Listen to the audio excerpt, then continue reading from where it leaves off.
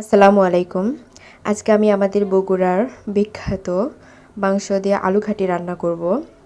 তো আমি এখানে কিছুটা মাংস নিয়েছি, এর মধ্যে 2-3টা তেজপাতা, 2টা সাদা এলাচ, একটা কালো এলাচ, 2টা দারচিনি দিয়েছি।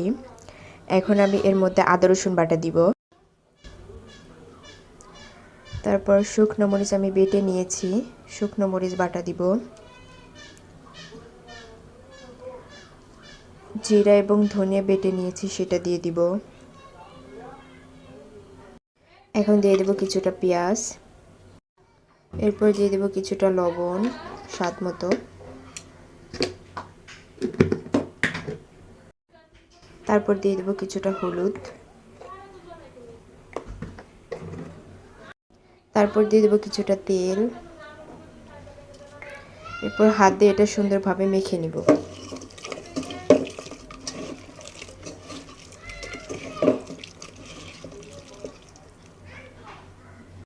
আমার মাখানো শেষ, এটা এখন আমি একটু রান্না করে নিব। পানি ছাড়াই আগে কষিয়ে নিব।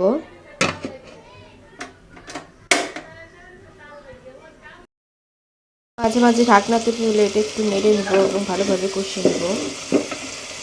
তো আমার পানি ছাড়া কষানো শেষ, এর মধ্যে আমি কিছুটা পানি দিয়ে দিব মাংসটা সেদ্ধ হওয়ার জন্য, আর ঢাকনা দিয়ে ঢেকে দিব। আপনারা চাইলে এটা প্রেসার কুকারেতেও রান্না করে নিতে পারেন, তাতে সময়টা কম লাগবে। রান্না শেষ, তেল ছেড়ে দিয়েছে, এই পর্যায়ে মাংসগুলো তুলে নিব। তো আমি এখানে একটা পাতিল নিয়েছি, এর মধ্যে কিছুটা কাঁচামরিচ আর কিছুটা পেঁয়াজ দিয়ে দিব।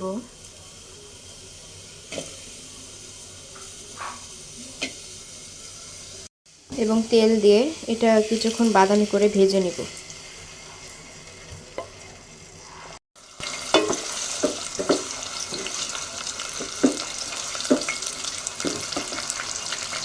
তো আমার হালকা বাদামি করে ভেজে নেওয়া শেষ, এর মধ্যে কিছুটা আমি গোটা জিরে দিয়ে দিব। তারপর দিয়ে দিব অল্প একটু আদা রসুন বাটা। তারপর দিয়ে দেব কিছুটা শুকনো মরিচ বাটা। তারপর দিয়ে দেব কিছুটা ধনে এবং জিরে বাটা। এরপর দিয়ে দেব কিছুটা লবণ আর দিয়ে দেব কিছুটা হলুদ। এবং এই মশলাটাকে এখন ভালোভাবে কষিয়ে নিব।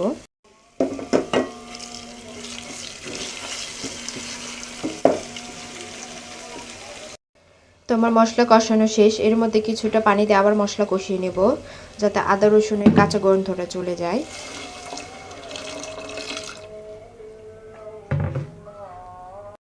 এবং ঢাকনা দিয়ে দেব। তো আমার মশলা কষানো শেষ, এর মধ্যে আমি আগে থেকে ছেনে রাখা আলুগুলো দিয়ে দিব এবং এই আলুগুলো ভালোভাবে কষিয়ে নেব।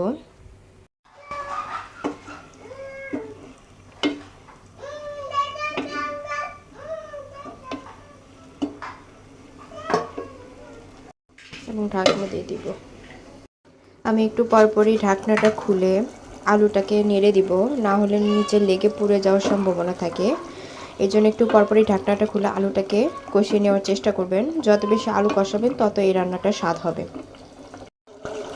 আমার আলুটা ঘন হয়ে এসেছে, এর মধ্যে আমি আবারও কিছুটা পানি দিয়ে দিব এবং আবারও ভালোভাবে কষিয়ে নিব। আমার আলুটা আবার ঘন হয়ে এসেছে, এর মধ্যে আমি এখন মাংসগুলোকে ঢেলে দিব এবং এটা ভালোভাবে আবারও কষিয়ে নিব।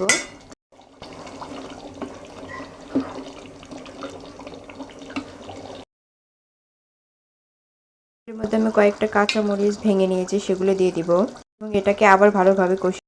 আমার আলুটা আবার ঘন হয়ে এসেছে, তো আমি এর মধ্যে আরও কিছু পানি দিয়ে দিব এবং এটাকে আবার ভালোভাবে কষিয়ে নিব। তো আমার রান্নাটা প্রায় শেষের দিকে, এ পর্যায়ে আমি ধনে এবং জিরা গুঁড়ো অ্যাড করে দিব, আর কিছুই না। আর কিছুক্ষণ জাল করে নিব। রান্নাটা শেষ, এ পর্যায়ে আমি নামিয়ে নিব, কারণ এটা নামিয়ে রাখলে আরও ঘন হয়ে যাবে। তো আমার গরুর মাংস দিয়ে আলু ঘাটি রান্না শেষ, আমাদের বগুড়ার বিখ্যাত খাবার।